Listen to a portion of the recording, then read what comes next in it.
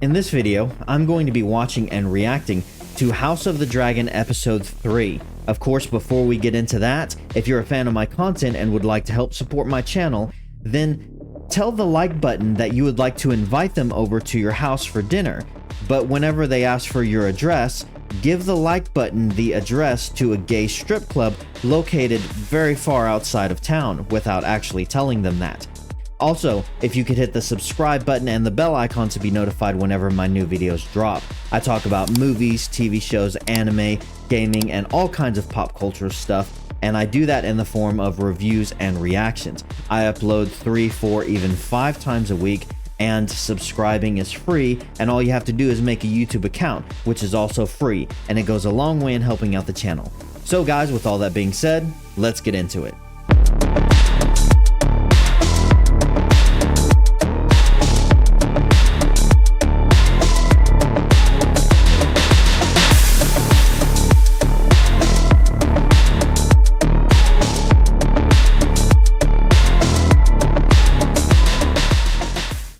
Okay guys, I hope you're as excited as I am, so let's hop into it. Behold the works of Rhaenyra Targaryen! You know, I gotta tell you, Criston Cole is becoming one of the least favorite characters in the show. He's just becoming spiteful and nasty and just, bleh, you know? Fly to Harrenhal and set our toehold in the Riverlands. Take Moondancer and keep a... So it was Harrenhal. That's what it was. I couldn't remember where he said he was going to go in the last episode, but it's Harrenhal. Okay, I wonder what he's going to do in this episode. We'll see. Forgive me.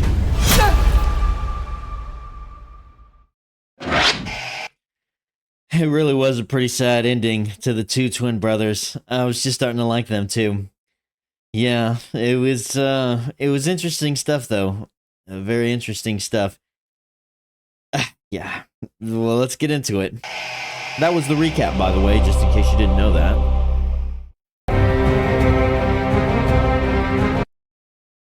What are my predictions for tonight? Well, I don't know. I would say that in the last few episodes, things have been going kind of slow.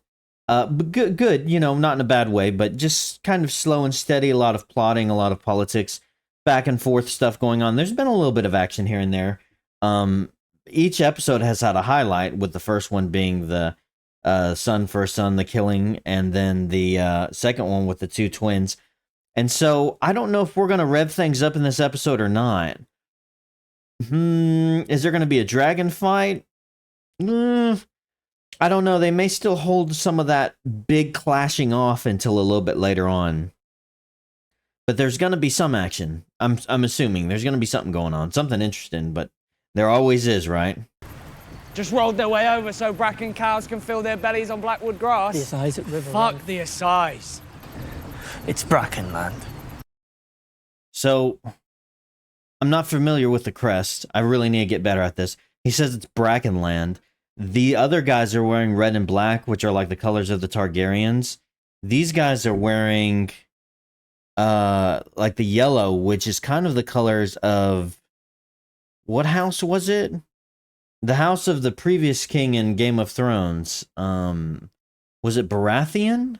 I've forgotten. I'm not sure. This might be a completely different house to begin with. Bracken or whatever.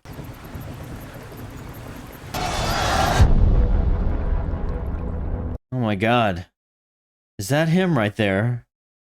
Yeah, he's got the crest on his shirt. Oh my gosh, what a gruesome picture. Oh, so everything's covered in blood. Interesting little conflicts with the, you know, the civil kind of strife. You know, one is for Rhaenyra, one is for Aegon. What's going on here?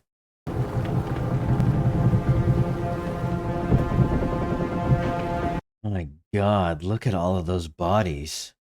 That's, they do a good job painting a scene, don't they? Goodness. Here's the basest of villains. So what was that?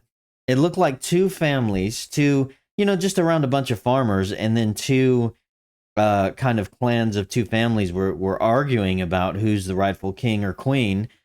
and then it looked like a battlefield happened and they're all just dead. So I'm sure they'll explain it, but interesting. And here's the two brothers from last episode. Soon they will not even remember what it was that began the war in the first place. Or was it when the child was beheaded? Or when Aemond killed Luke? Or when Luke took Aemon's eye? That's such a good point. She's right. Like, what really started the war? You could really pick on both sides all these different reasons, and there's fault on both sides. It's not as simple as, oh, well, they started it. It's like, oh, well, this conflict has been going back and forth, and tensions have been rising for a while now, and there's been several, grievances on each side. So that's very well said. I think she's right about that. What she did is not her, but the men around her who seek bloodshed. She permitted it. As you permitted the murder of a little boy in his bed. Man, she's on point, man. I forget her name. I mean, obviously I know who she is, but I'm so bad with names, but she is on point right now. Oh, man. Okay, let's go. There is nothing more to be said. That's a foolish decision. What's her name was speaking wisdom right there. Alicent, we've seen she doesn't want this war, and if Rhaenyra would, I don't know. It's tricky, but yeah, she's right. The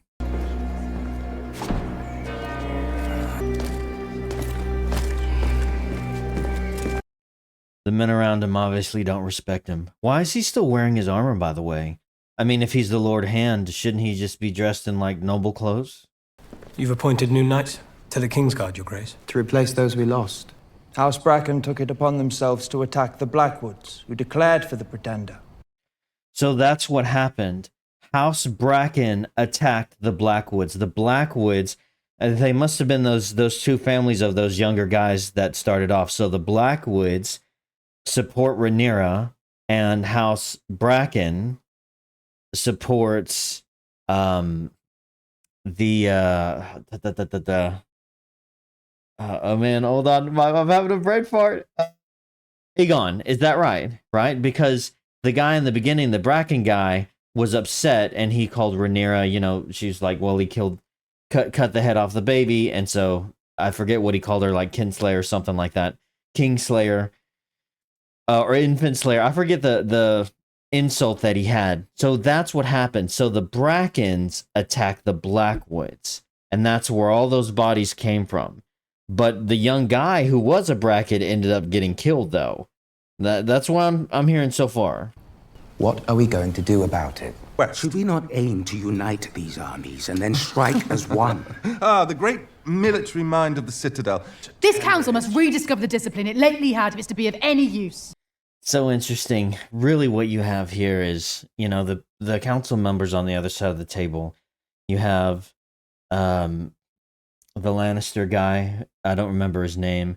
Then you have the other two. One of them is the Master of Coin. I don't even know his name. And then the other guy's like the High Priest or whatever he's called. You can tell none of them know what they're talking about. They're just kind of squabbling, and really the absence of Otto Hightower is missed. Even Alicent here is talking about, we need to return to discipline. It really is amazing how much Otto Hightower was just in charge of so many things. And, he really kept things together, and he is just gone now. And what you have is Criston Cole, who's young and impulsive, and he's losing it. He's making a lot of very rash, crazy decisions. You have Aegon, who's off of his rocker because his son just got his head cut off.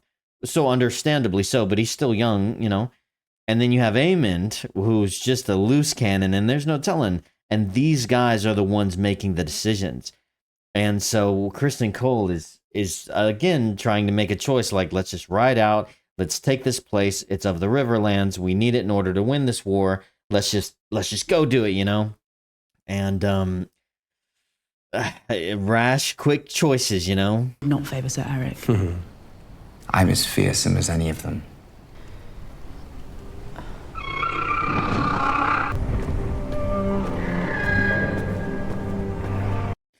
I was wondering what happened to her. It looks like she's still on Dragonstone then, so she never ended up leaving?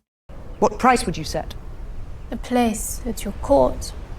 I would punish the High Towers for what they have done. Again, she thinks it's the High Towers who burned her place down and stuff, but it wasn't them. It was the other guy, the Laris guy who's working for Alicent. But she thinks it was the High Towers. I need Bailey here because she has a dragon. I cannot promise to make you happy, but I ask you, make this sacrifice willingly. So she's asking her to take her sons to Pentos and leave and take the younger dragons as well. And she's getting upset because I may be missing a few things here. I probably am. But she's getting upset because she's not really useful right now. And she's not useful because she doesn't have a dragon, but her older sister does. And so I wonder if this chick is going to try to do something to tame that flying dragon out there in order to stick around. I don't know. Let's see.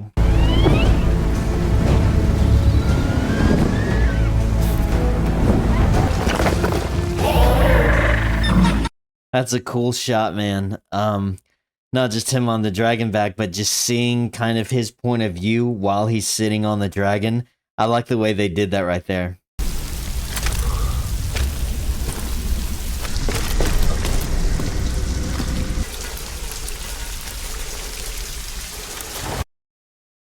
Well, we know there's people here because we saw them running away when the dragon first showed up. So are they planning an ambush or what's going on? I don't even know what this place is. Is it Harrenhal? Or it just looks like some kind of abandoned ruin.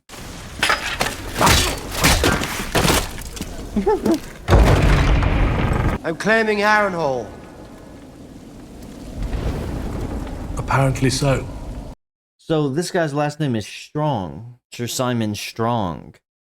Interesting. Man, this place, he's claiming Harrenhal. This place is a dump. Like, this whole place is just like a giant abandoned castle. There's no one even here guarding it, barely, except for like one guy and a crossbow.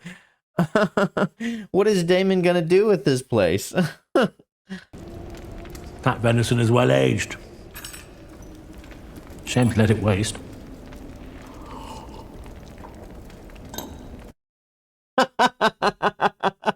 These guys are dorks, man. What is Daemon doing here? And what of your lord, Larys Strong? He who sits at the false court of Aegon. Larys Clubfoot is no lord of mine.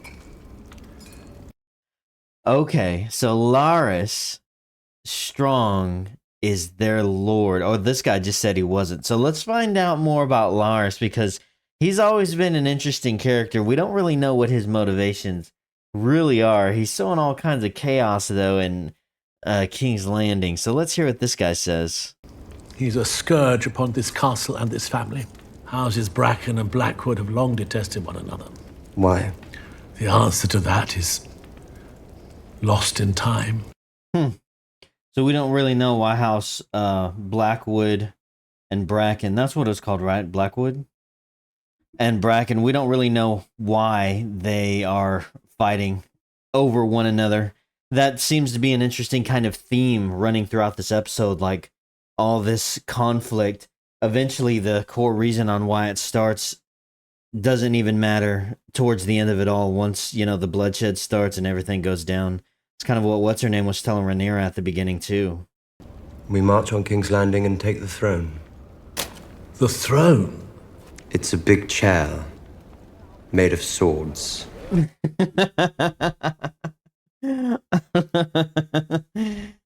Oh man, this whole thing,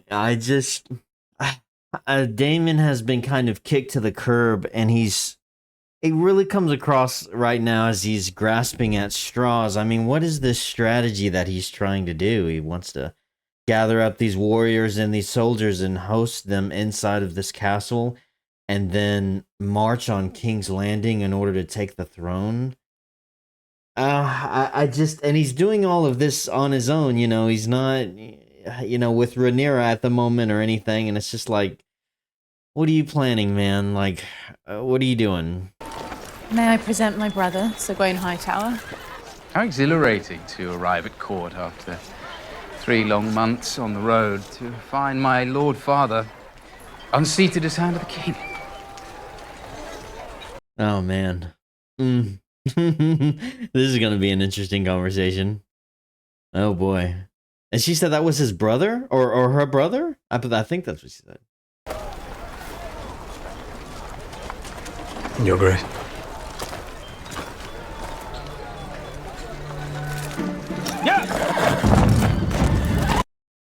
It's like they're sleeping together, but at the same time, it's like they're just disgusted with each other almost, you know? It's like everyone on the Greens hates each other.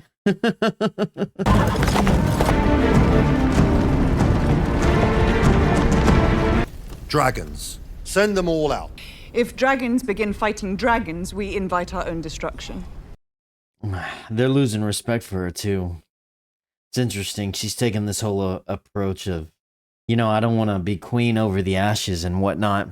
But they do have more dragons. But, I mean, at some point you have to use them, because if you don't use them, then you're just going to lose. Like, the Blacks right now are not doing good. And with Daemon gone, it's like, I don't know, this guy's kind of speaking sense. He's like, you know, maybe we should be a little bit more proactive. We do have a lot of dragons.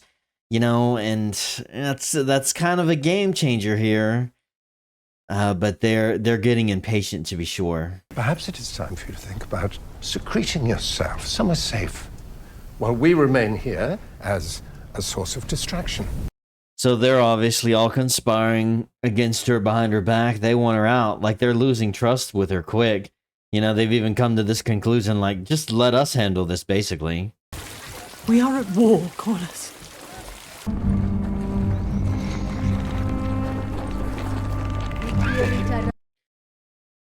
I gotta be honest with you guys. The episode's going a little bit slower than I thought it would. That's fine. I'm not saying it's bad. I don't think it's bad. But there's a lot of stuff going on that is kind of going over my head, if I'm being honest. Some of these characters of like Corlys's daughter and stuff, and you know who they were talking about, and this chick right here, Rhaenyra's daughter, and I don't know. There's a lot of moving pieces, and some of these minor pieces I'm not super interested in right now. To be honest, I don't know. Like, so far everything's fine, but yeah. I mean, what can I say? It's okay. Everything is just fine. We're just covering some side stories. It almost feels like that I'm not super interested in, but you know, I'm probably wrong, and I'm sure that it'll have some kind of great importance. People die all the time, especially babes. They're so little, so they're taken so easily. This girl's so weird. I'm wondering also, now that these two are speaking, if we're going to get a conversation that addresses the night when What's-Her-Face there walked in on Alicent and Criston Cole. Because she's so loopy, I don't even think it registered with her. But I'm really paying attention. I've learned to pay attention to everything she says, because she can like see the future or something like that. So, you know, let's hear her. Let's see what she says. Helena, I forgive you. What? I said that I forgive you.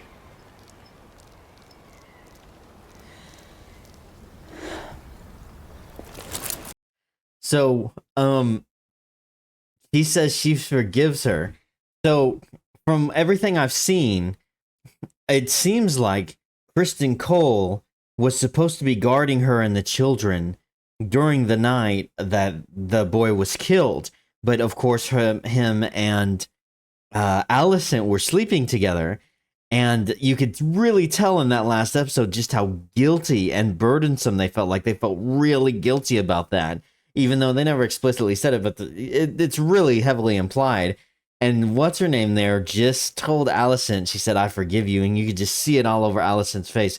Like, oh my God, you know, just tears like, thank you so much. But you could tell that guilt was weighing on them. And so that's interesting. So the chick there, the white-haired chick, I keep forgetting her name, but she so she knows, but she's so loopy that she's not gonna tell anybody, and she forgave her. She's probably the only person here with like a pure heart. Like all the rest of them are all just screwed up like crazy. But I was wondering if they were gonna address that, and yeah, that's interesting. That's interesting. It seems like a response. It's that's a very kind thing, and it's definitely something Alicent needed to hear. What is your business? Only that I think it would benefit all of us to prevent our king from being brutally slain by our enemies and his body parts scattered to beasts and his court come to ruin. Would you not agree? What exquisite... That look he gave, he was like... he just had that look on his face like... That was funny. Another is that his grace was outwitted by his counsellors and persuaded to fly to war with Sir Criston, so the Queen Alicent may reign in his absence. I thought Aemond went with Criston Cole. I didn't see him ride out with them, but I thought when they were sitting at the council table, they said that Aemond would go, but his dragon would stay. But is he still here in King's Landing? That's what I thought Lars here's just said. Lord Larys, my father always said he had no use for a master of whisperers. I should be glad of your talents. You honor me, Your Grace. That's probably what he was just after just now. He just got promoted, a master of whispers like Varys. Okay, so he now has an official title. Interesting. I think mayhaps I shall fly another day. Mm-hmm. You're sworn to chastity now. Of course, Your Grace. So those must have been his friends, because a few episodes ago, Aegon was like sitting on the throne drinking. These must have been his like childhood friends, guys that have known him for a while. And Aegon has appointed them to new positions in the Gold Cloaks, and none of them are taking it very seriously at all. And they're still kind of joking around with Aegon, just treating him like a friend. And Aegon here is, it seems like he's not really digging that. He wants to be respected as the king, but he just had his mind changed by Larys, in order to stay here in King's Landing. So, he's not going to end up flying out after all. Interesting. He's really making some big moves when it comes to switching around the staff. First, he fired Otto and gave Criston Cole, this guy who just came from noble birth and doesn't have really any experience, and made him the hand of the king. He's made Larys, it's Lars or Larys, I forget his name. But he just made him the master of whispers, which is an interesting choice. I don't know if that's necessarily a bad decision, but he's appointing his friends now as members of the Gold Cloak. So he's just kind of appointing these different people, and all of these people are just people around him who like him and who have made him feel better, and who are his friends and people that he's close to. Basically, it's not necessarily the right kind of people for the job. For yourself, there's a good girl, eh?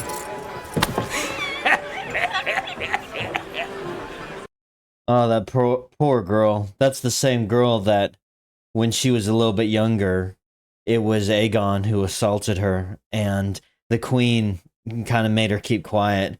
And now she's working in the slums in King's Landing. What's the lower area called? It's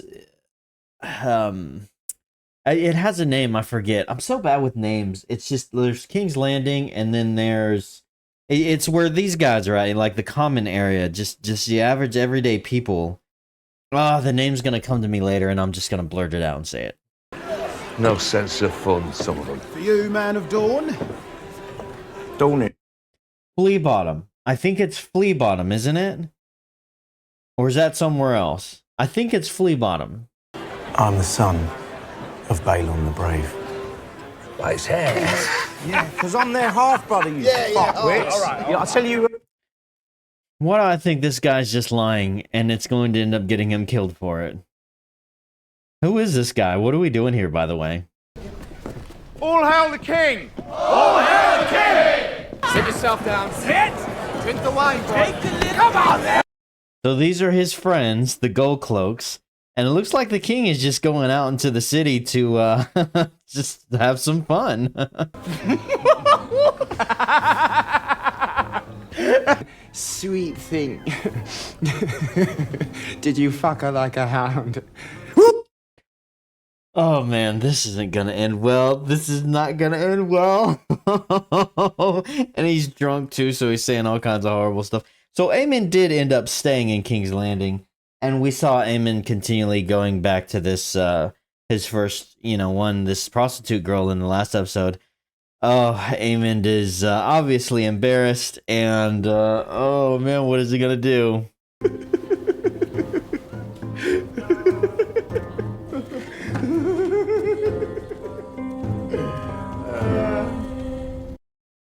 Oh man, I was wondering if he was gonna do something. Amazingly, he held his cool, but that obviously really pissed him off. And Aegon, it's like, come on, like he's your brother, but you're making an enemy of him. Like you're really pissing him off. And really, in the last season, you could already tell that Aemon was upset that Aegon would end up being king anyway, because Aemon felt like he was the one who deserved it. He felt like he was the one who was training and preparing himself and everything he could do. And now this happened. Oh man, why do I feel like this insult is going to be remembered and Aemon is going to maybe end up stabbing him in the back one way or another, or doing something reckless or rash. Oh man. And you could tell the guys around there, they didn't say anything. They just shut up. They were just like, oh no. No, we are not going to say anything at all about this. Oh my goodness.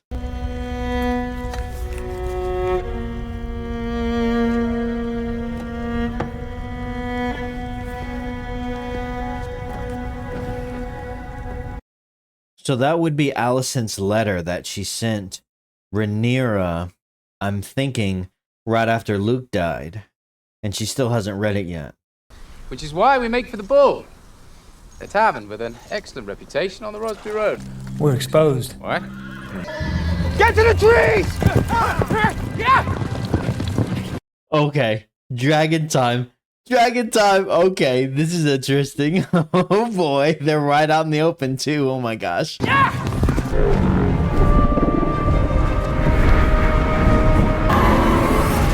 Oh boy, she's ready. Here we go. Oh my god, this is so cool.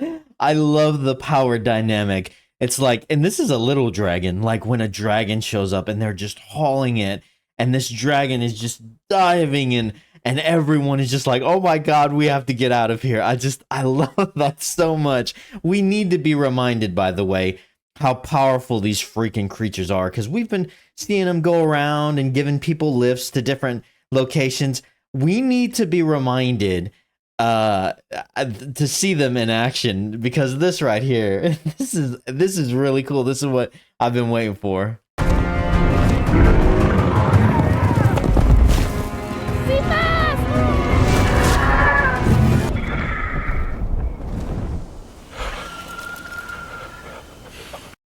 Well, that was cool.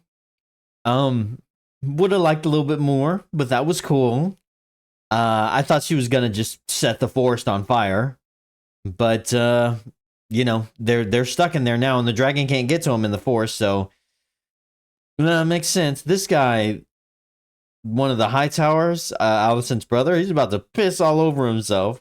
This is why you must act now, Your Grace. Loose the dragon's root coal out and burn him. Oh, man, if she doesn't do this now, I have no idea what she's going to say. Look at that look. If she doesn't do this now,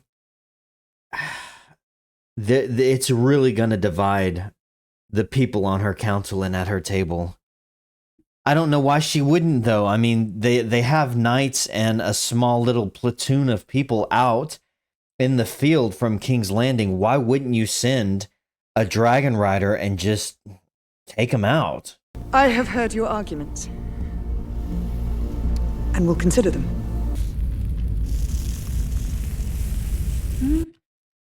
Okay. This is crazy. I'm assuming this is all a dream because obviously something like that's going on.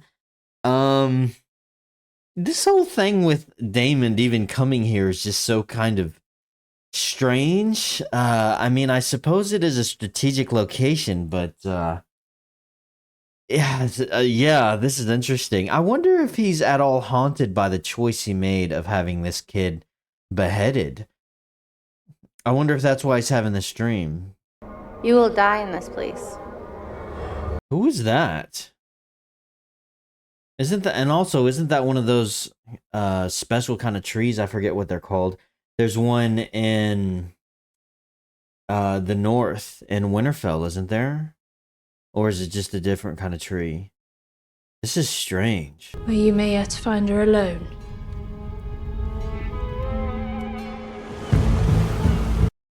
Interesting. So Rhaenyra's going to sneak inside of King's Landing and have a face-to-face with Alicent?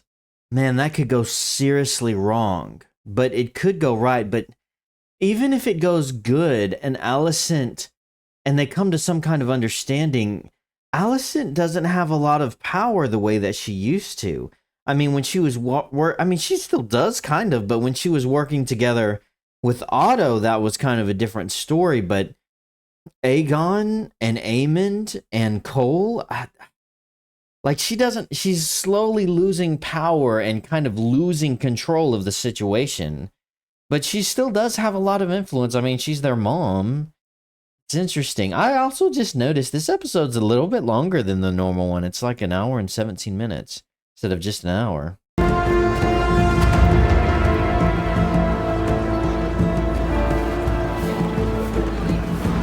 Okay, so that makes a little more sense. So Alicent, being all devout and everything, I guess she's going to go to the High Septum, I think it's called, the church, and pray. And what's her name here? Rhaenyra is posing as a nun.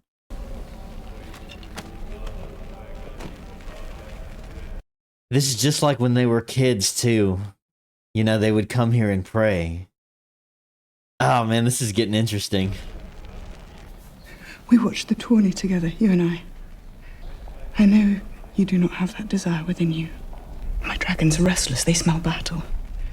But if you and I may come to terms... There are no terms now. Oh, you got some other nun that shows up who's gonna ruin the conversation. Get out of here. This is an interesting conversation. I want to see what these two are saying. Get out of here. He changed his mind, Rhaenyra. He changed his mind. She genuinely believes that too, because he said that at the end, but that's not really what he meant. She took it. He was talking about like the ice and fire thingamajiggy, but yeah, Alicent, she took it the wrong way, and she's real convicted too about it. He said he was the prince that was promised to unite the realm. It's a story he once told about Aegon the Conqueror. So she's just sown major seeds of doubt in Alicent's mind. Basically, like, it's funny. It's like, yeah, he mentioned Aegon, but Alicent never suspected that. Maybe he was talking about Aegon the Conqueror. And, you know, concerning the Song of Ice and Fire and stuff. I don't think they're going to come to some kind of resolution here. What I'm wondering is, once this conversation's over, how in the heck is Rhaenyra going to get out of here? It's too late, Rhaenyra. Alicent. That was it. That was the only chance they had of just kind of leveling this out. You know, I don't quite get it. If Rhaenyra, she wanted the crown so badly when she was younger, but now as she's older and in this position, she's doing everything she can to avoid war and keep, you know, more bloodshed from happening. And she's even willing to disguise herself and come here and risk everything in order to do that. But if she's really willing to go those lengths, then why doesn't she just give up? Like, why doesn't she just surrender and Maybe it's too late to do that now, but I don't know. I mean, I suppose if she surrendered now, then her and her sons would probably just end up being killed. They're in it too deep now to surrender. Maybe there was a point in her mind to where that was kind of on the table and she was considering it. In fact, I think I remember bringing that up in a previous episode whenever she was first offered that terms by Otto, I believe. But yeah, now things have just gone too far.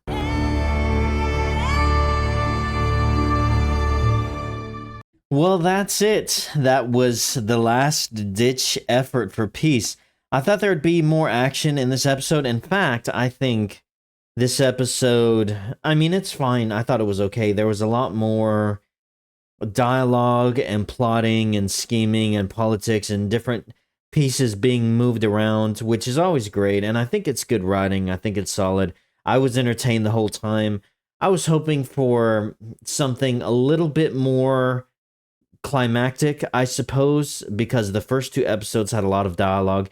We did get a good action scene, and you know, it's just again, it's not really a complaint because Game of Thrones is filled with just scenes of people talking and great acting and politics, and it's what makes the show. It's not the action scenes at all. In fact, if you remember in those first few seasons of the original Game of Thrones, you know, back when it was really good, the battle scenes, some of them was just even completely cut down to nothing, and it would fast forward until the end of the battle, you know, and it wouldn't even show some stuff. And so I'm fine with it so far. I think everything's pretty good. I really enjoyed seeing What's-Her-Face swoop down on that dragon, and I thought more would come of that, and I remember seeing that in the preview.